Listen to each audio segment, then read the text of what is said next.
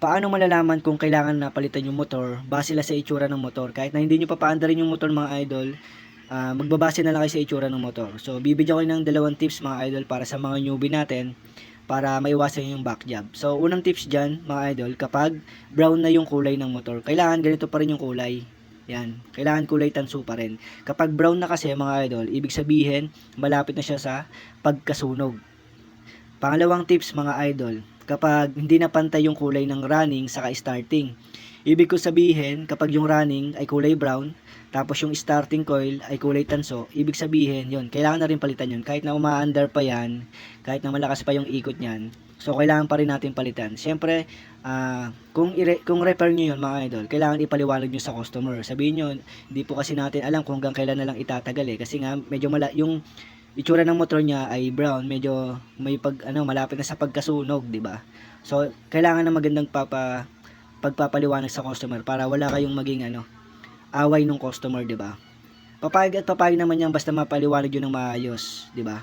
Kasi kung ipipilit niyo na gawin yan, 'di ba? Sabihin niyo, buo yung motor, kulay brown na siya, malapit na siya sa pagkasunog, 'di ba? Tas pinitan niyo lang bushing, shafting, capacitor foam, tas nilangasin niyo lang, 'di ba? Tapos after 1 week, nag-chat sa'yo yung customer or binalik sa'yo yung ginawa mo kasi nasira yung motor, di ba?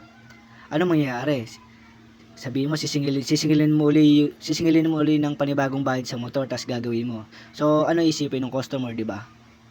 Sabihin niya, pinaperahan mo lang siya.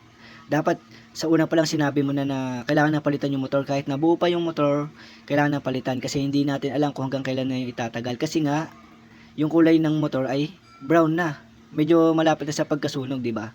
So, papayag naman yung customer yan kaysa magpagawa sila ng doble-doble, di mas lalo silang mapapagastos, di ba?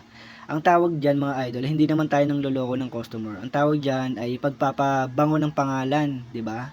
Pagpapalago ng customer. So, kailangan sabihin mo yan sa customer para maintindihan niya din mabuti, di ba? So ayan mga idol para makaiwas din kayo sa back job kasi wala kayong makapanood yan sa YouTube, wala kayong makapanood dito yan sa Facebook.